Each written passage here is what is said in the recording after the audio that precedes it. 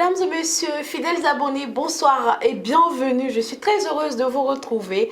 Et nous recevons sur le plateau des rendez-vous de Denguele TV, Monsieur Cissé Suleiman. Il est le directeur exécutif de Beyond Charity International. Bonsoir Monsieur Cissé. Bonsoir Mariam. Bienvenue sur notre plateau. Merci. Alors je le disais, vous êtes justement là sur ce plateau pour nous parler de Beyond Charity. Qu'est-ce que Beyond Charity? Beyond Charity, comme le nom l'indique, c'est un nom anglais qui veut dire tout simplement au-delà de la charité. Alors c'est une organisation australienne qui œuvre dans l'humanitaire et les œuvres sociales dans le monde. Il lutte contre la pauvreté et les pays sinistrés aussi. Il les aide en tout cas à retrouver donc leur illustre d'attente. Depuis quand est-ce que Beyond Charity est en Côte d'Ivoire? Depuis il y a de cela 1 an, le ramadan passé, tout a commencé quand l'organisation, à travers un ami, m'a sollicité de distribuer de la zakat à nos populations. En fait, il s'agissait donc de prendre des minerais pour distribuer à des parents au niveau donc au dîner. Et nous avons réussi avec brio. Ils ont trouvé intéressant, ils ont dit allons-y ensemble. La confiance est installée. C'est le directeur exécutif. Félicitations. Merci beaucoup. Alors, quels sont vos domaines d'intervention? Nos domaines d'intervention sont larges. C'est d'abord la construction des mosquées, c'est d'abord aussi la réalisation des infrastructures de base telles que les écoles, telles que les hôpitaux, qui sont des grands projets qui sont en cours. Et nous avons un projet phare, la distribution de la nourriture aux écoles coraniques, aux pays, aux enfants qui sont en difficulté, c'est-à-dire les orphelins. Et après, nous avons ce que nous faisons aujourd'hui qui est le plus remarquable, c'est la réalisation des fourrages pour les populations. Et comme on le dit, l'eau c'est source de vie. Et nous en avons fait notre chemin de bataille. Et aujourd'hui, nous sommes en train de en tout cas, couvrir toute la région et même le district en fourrage pour soulager nos populations et soutenir nos mamans. Je retiens que Beyond Charity International est donc une organisation qui touche à tout, on va dire. En tout cas, quand il s'agit d'apporter de l'aide, cette organisation est présente. Comment est-ce que se fait le choix des bénéficiaires? Le choix se fait sur les indices de la pauvreté tout simplement, parce que nous sommes en Afrique, nous sommes en famille, nous sommes à Haut-Guinée, et nous nous connaissons tous. Et donc, Mariam a remarqué un manque d'eau dans un village. Voilà, donc elle nous fait savoir, nous prenons les dispositions, on met notre petite enquête, et quand nous voyons donc l'impact négatif donc, dans cette région, nous venons tout simplement réaliser, en accord bien sûr avec les populations, ce forage. D'accord. Alors vous êtes en Côte d'Ivoire depuis maintenant 1 année. Oui. Quelles sont les actions que vous avez déjà menées? Nous avons mené déjà pas mal d'actions. Comme je l'ai dit tout à l'heure, nous avons distribué de la zakat. D'abord sur le territoire national. Effectivement, sur le territoire national, il faut retenir que nous sommes d'abord en région et le district du Denguele. Parce que moi-même, je suis natif d'ici et ici, nous sommes dans une zone très pauvre. Et voilà, donc les indices de la pauvreté montrent que nous sommes les régions les plus pauvres aujourd'hui en Côte d'Ivoire. Alors donc il était important pour nous d'axer nos actions, et surtout que nous avons la chance d'être le président de la jeunesse de cette belle région du Kabadougou. Il était bon que nous assistons nos parents et les partenaires vraiment ont donné leur accord pour cela. Ceci dit, nous allons continuer nos actions, même en dehors de la région, mais dans les années à venir. Voilà, nous avons déjà beaucoup de demandes et je pense que nous allons faire tout pour finir d'abord nos besoins ici avant d'aller en tout cas dans les autres départements. Alors donc pour ce qui est des actions que nous avons déjà menées, nous avons déjà distribué de la zakat. C'était ça s'est fait pendant les ramadans. Et après la tabaski, nous donnons des bêtes, voilà, des bœufs et des moutons aux populations. Et après cela, donc, nous réalisons les fourrages. Voilà, nous réalisons les fourrages. Aujourd'hui, nous avons réalisé pas mal de fourrages dans la région, au niveau de l'Haut-Guinée déjà. Est-ce qu'on peut avoir un nombre? Oui, il y a pratiquement une quinzaine qui ont été déjà réalisés, notamment au quartier à Haut-Guinée, ici au niveau du quartier Yankafissa. Nous en avons un, Libreville 1, Dar es Salaam 1, et quartier Hervois 1 et le quartier Sokrani aussi, nous avons un. Alors donc, dans la région du Kabadougou, nous avons Bako qui a réalisé déjà un fourrage. Nous avons Diafara qui a un fourrage qui a été réalisé. Ensuite, nous sommes allés à Madnani. Et après, nous sommes venus à Séguelon.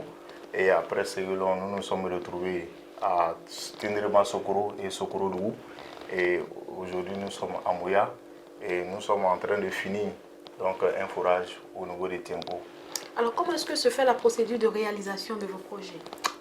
C'est des projets très simples à réaliser parce que nous avons des équipes mais qui œuvrent dans le social aussi, c'est-à-dire des entrepreneurs sociaux qui sont vraiment motivés à faire ce travail.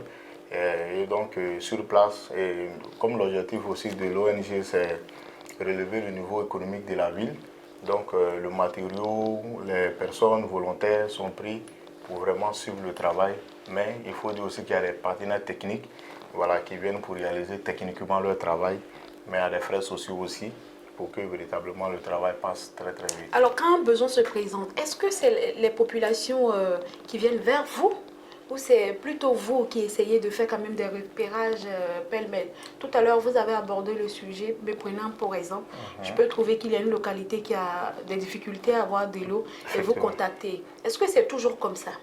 Oui, la plupart des temps, c'est les populations, à travers quelqu'un qui nous font vraiment la remarque, parce que nous ne sommes pas aussi partout. Hein. Voilà, et je pense que nous allons vraiment rendre un vibrant hommage à M. Kone, l'ancien directeur d'Engle TV, vraiment qui nous a fait de beaux reportages dans certains endroits tels que Bako et Mouya. Et cela a permis donc aux partenaires de sentir l'impact de la négativité du manque d'eau dans ces régions, et dans ces départements, j'allais dire, et nous a permis d'aller réaliser donc l'activité là-bas. Et donc le résultat est palpable. Et c'est ainsi que dans chaque département, les populations nous sollicitent à travers un cadre, à travers un fils du village, à travers aussi donc, les réseaux sociaux et même donc, en tout cas des reportages de télévision. Et aujourd'hui, la demande est forte, donc nous demandons juste simplement aux populations de nous faire des petites vidéos de 2 minutes et nous faire des courriers donc de demande d'aide qu'on adresse au directeur exécutif mondial, Elisa Morenadji. Okay. Voilà. Alors, on parle de charité, c'est vrai, mais c'est aussi beaucoup d'actions que vous réalisez. C'est sûr que vous rencontrez souvent des difficultés. Elles sont de quel ordre ces difficultés? Les difficultés sont souvent très énormes. C'est d'abord le fait qu'on fasse du social. C'est-à-dire tout ce que nous faisons, nous les prenons à 100% le projet. Donc très souvent, les populations pensent que nous avons beaucoup d'argent et donc elles ne sont pas coopératives. La coopération, c'est quoi? C'est que nous venons réaliser un projet pour vous, avec vous, et pour que vous puissiez en bénéficier.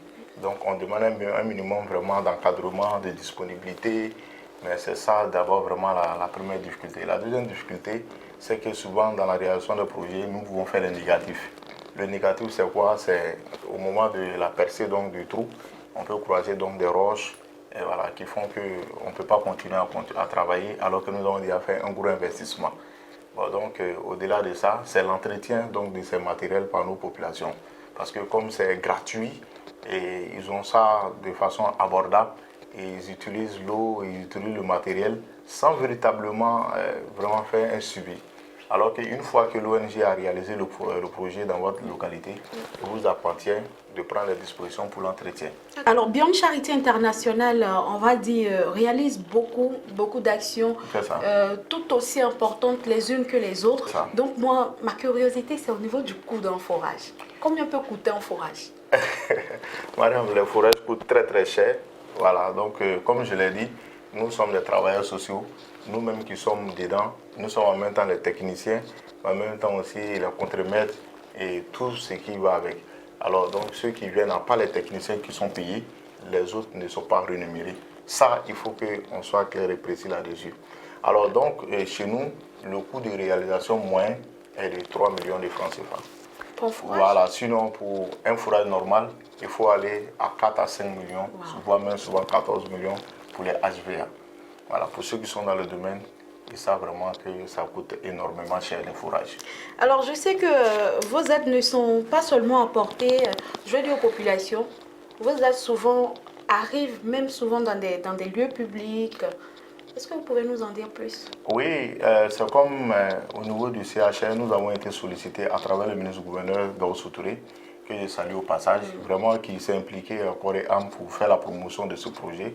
Et je crois que le DG du CHR l'avait sollicité pour que nous puissions le renforcer au niveau donc, de la chirurgie. Et donc nous avons fini toutes les études, les partenaires sont vraiment déjà prêts. Et nous attendons juste le financement pour pouvoir véritablement alimenter la chirurgie pour vraiment permettre aux chirurgiens et les techniciens d'avoir de l'eau pour soulager nos populations. Ok.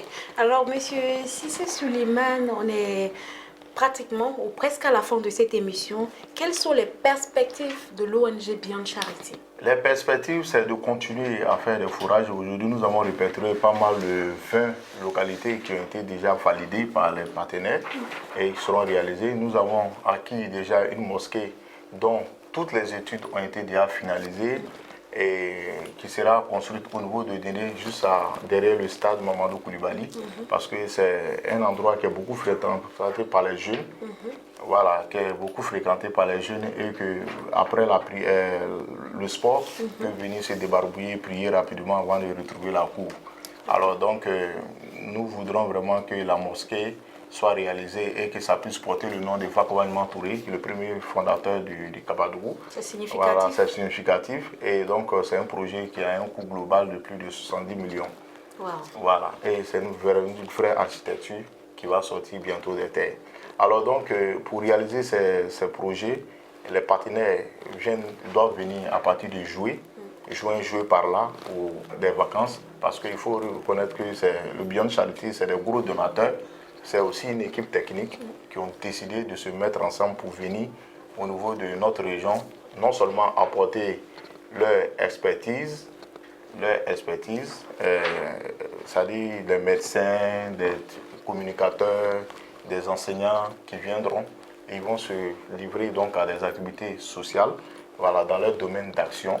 Et puis au-delà de ça, nous allons visiter les dispositifs déjà installés et voir les stratégies qu'il faut faire pour pouvoir entretenir ceux qui sont déjà défectueux, mais ceux aussi qui ont réussi vraiment voir la capacité. Et maintenant, les autres endroits qui n'en ont pas véritablement, eux-mêmes, ils vont se mettre la main à la pâte pour pouvoir réaliser ces projets-là avant de partir. Alors donc, les perspectives, c'est vraiment ça. Et je pense que c'est vraiment une occasion pour lancer un appel à la population de leur tendre la main quand ils vont venir. Merci beaucoup, Monsieur Cissé Souleymane. Nous sommes à la fin de cette émission, mais on ne va pas vous laisser partir comme ça. On va vous permettre quand même de lancer un appel à la population du Kabadougou. Bon, je voudrais d'abord, district autonome du Denguélé, en ma qualité de directeur exécutif de Beyond Charity Côte d'Ivoire, remercier les populations de Denguélé pour savoir approprier donc ce projet. Et je pense aussi que nous allons remercier toutes les personnalités et les personnes qui nous ont vraiment encouragés dans ce projet, parce que souvent ce n'est pas très facile. Et je pense que nous avons été très heureux d'avoir accueilli ce projet et les populations que nous visitons sont très souvent heureuses. La seule chose que nous demandons aux élus, aux cadres et même les populations, c'est de nous aider au suivi de ces forages et des projets que nous avons déjà réalisés pour que ça devienne des acquis qui rentrent dans le patrimoine du district. Alors donc c'est vraiment cet appel que je lance. Au-delà de cela, toutes les personnes qui ont des difficultés à avoir donc de l'eau pourront donc nous contacter au 07 58 43 96 87 ou tout simplement nous écrire à travers donc un courrier, voilà, au directeur exécutif Beyond Charité, et nous allons pouvoir faire l'effort de venir là-bas. Voilà. Merci beaucoup. Alors, nous sommes à la fin de cette émission. J'ai été très heureuse de vous la présenter et elle a été réalisée par Denguélé TV en partenariat avec NCI, la nouvelle chaîne ivoirienne. On se donne rendez-vous pour très bientôt. D'ici là, portez-vous bien et bon mois de Ramadan à tous.